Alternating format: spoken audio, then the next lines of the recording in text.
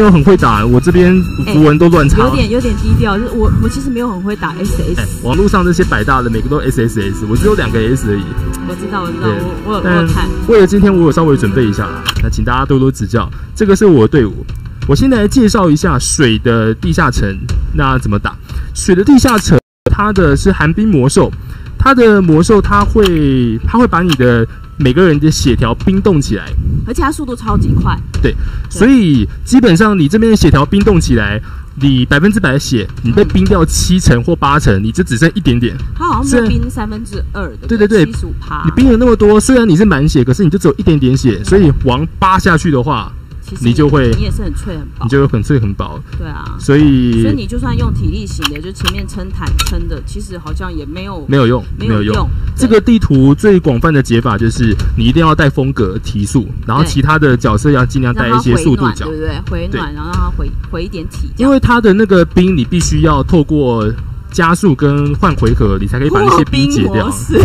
对对对，然后我这边踩的是比较稳定型的打法，然后我这里面的，像我这里面的这只是我的打手。破防角对不对？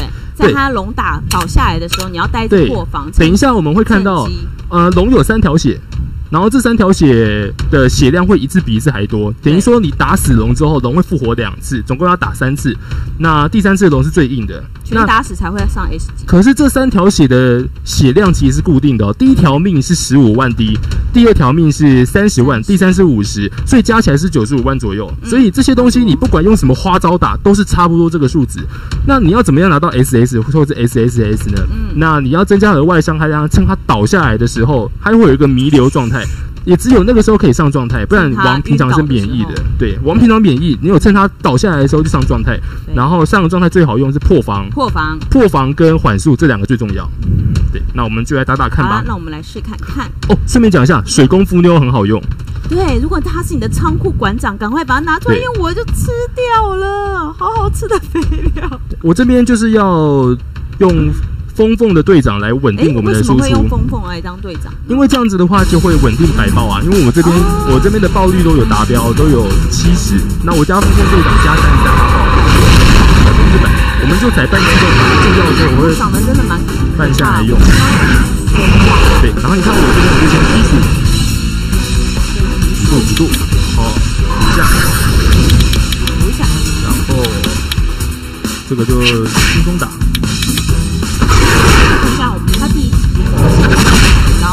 他现在接下来要放这个只有打前排，这个叫绝望的层次，所以前排放什么也很重要哦。前排要放一些比较坦的角色，给他等后面就可以挑任选3只打手。对，第1波血会很好打啦，我第1波血随便打就会撩掉。主要就倒下来的时候要注意一下谁是第1个跑的，稍微快要倒的时候稍微留一下自己的血源，这些人要用。这东西真的好用，因为它可以打了又打。好，你看他倒下来。好，就这一刻。好，破他防。我们先用这个，缓速，可是没有破防。再一次，没有。好，我用这个。有破防了。好，我接下来就一直打就可以了。接下来，然后我用水凤，我用风舞来拉攻击条，我拉一个满血的，满攻击条的，这样我就可以再打一次。然后等一下找机会，我用我的风舞上一下全队的攻击状态。这边就有补血，好，这边开始伤害就会追高了。要注意一下那个属性的相克是非常重要的。对，所以我这边大部分都带的是风系。有水牛也很好用。对，我因为没有水牛所以没用，可是如果你有水牛的话，其实很吃香。对，蛮吃香。对，还有地下城，不管怎么样，尽量带暴走，因为暴走多打几下，它那个时间条是不会动的。总是要听一下。好，我现在第1波倒下，我已经快要打到1万多了，不是1万多，快要打到102，100多万。好，他醒过来了。现在是第2轮，会比较难打一点。因为第2轮比较硬一点。好，来吧。